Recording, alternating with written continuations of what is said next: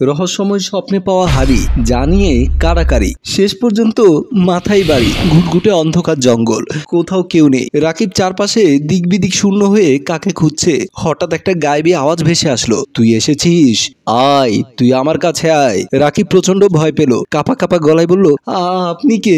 আমাকে এই জঙ্গলে নিয়ে এসেছেন কেন? তোকে মূল্যবান একটা জিনিস দেব, সেজন্য তোকে এই গভীর জঙ্গলের ভেতরে নিয়ে এসেছি। আপনি কোথায়? আপনাকে আমি দেখতে পাচ্ছি না কেন?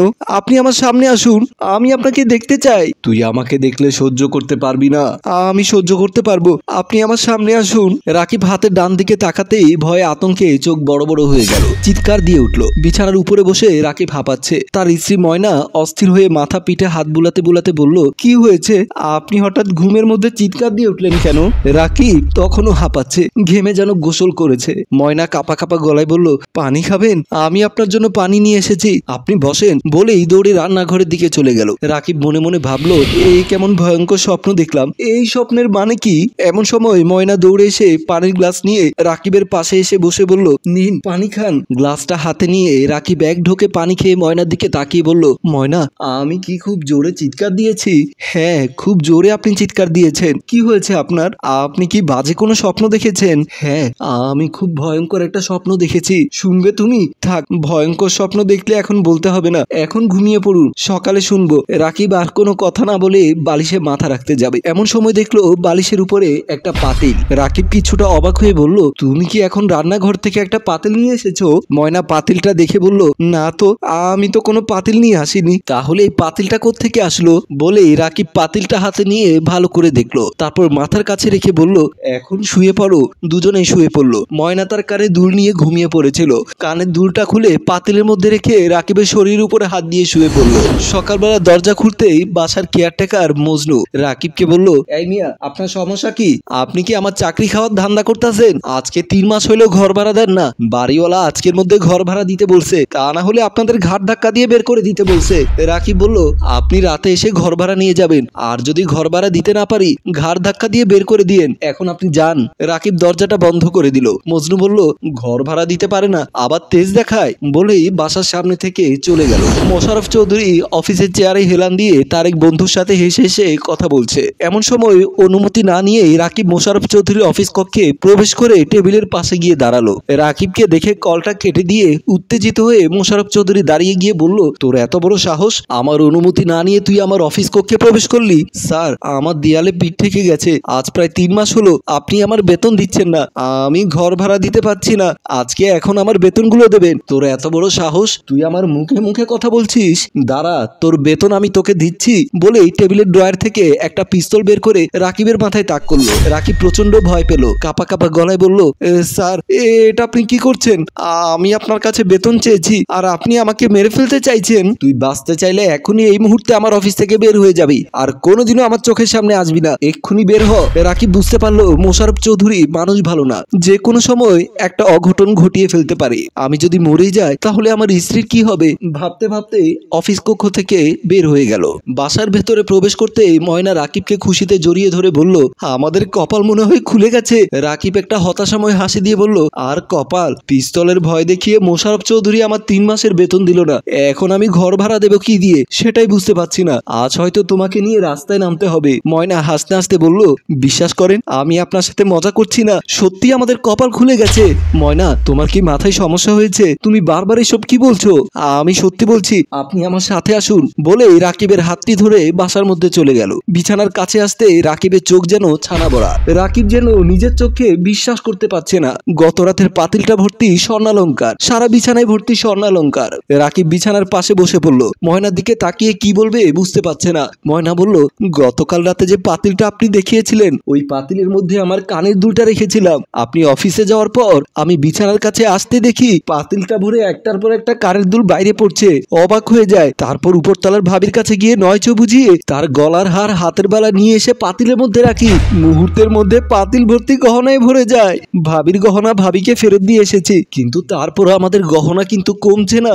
রাকিব বলল, গত রাতে আমি স্বপ্নে দেখেছি একটা গায়েবী আওয়াজ আমাকে বলছে, তোকে আমি মহামূল্যবান একটা জিনিস দিতে চাই, হয়তো এই পাতিলটি সে মহামূল্যবান জিনিস। উপরওয়ালার কাছে শুকরিয়া আদায় করো, এই যে আমাদের দিকে মুখ ফিরে তাকিয়েছেন। তুমি গয়না একটা ব্যাগে ভরে দাও, আমি গয়নাগুলো নিয়ে বিক্রি করে আসি। ময়না বলল, আপনি কি আমাকে বোকা মনে করেন? আমি সারাদিনে প্রায় 50 লক্ষ টাকার গহনা বিক্রি করেছি। রাকিব ময়নাকে জড়িয়ে ধরে মনে মনে বলল, এবার হবে খেলা শুরু।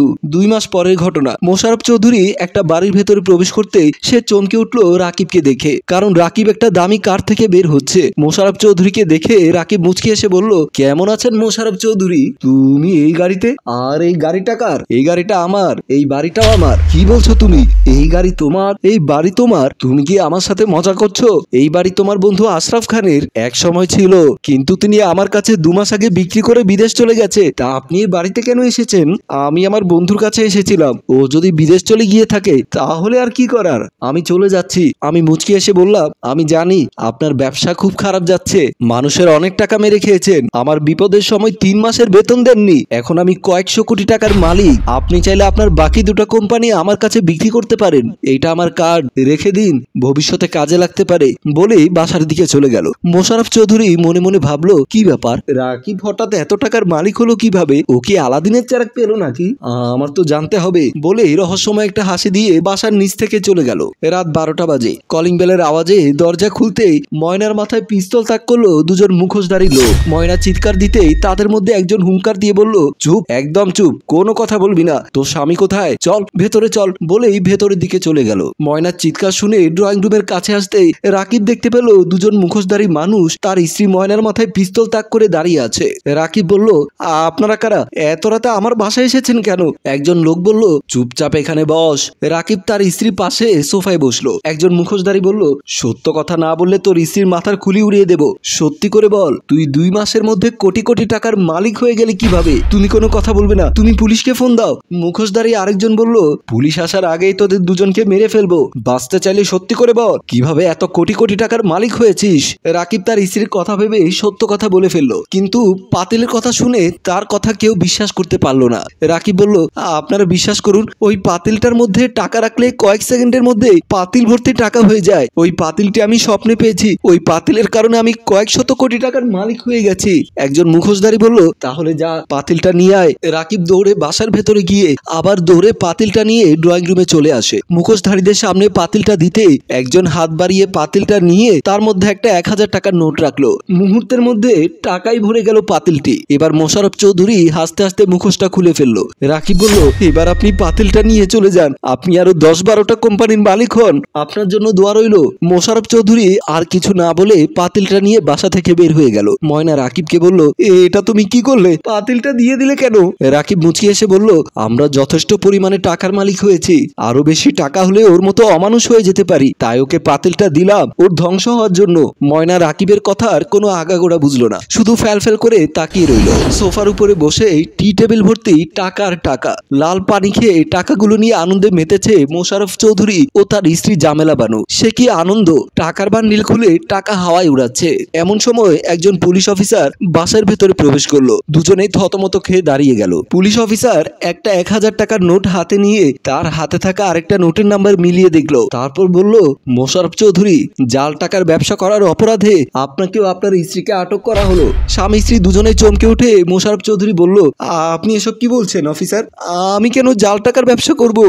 আপনি ভুলভাল কথা বলছেন। আমি যথেষ্ট সাক্ষী প্রমাণ নিয়ে এখানে এসেছি, আর আপনার এখানে যত টাকা আছে সব টাকায় জাল। মানে আমার এই টাকা জাল? এটা তো অসম্ভব। এই দেখুন, প্রতিটি টাকার একই নম্বর, এরপর আপনি বলছেন এই টাকা নকল নয়? টাকার বান্ডিল গুলো মিলিয়ে মিলিয়ে দেখছে আর অস্থির হয়ে উঠছে।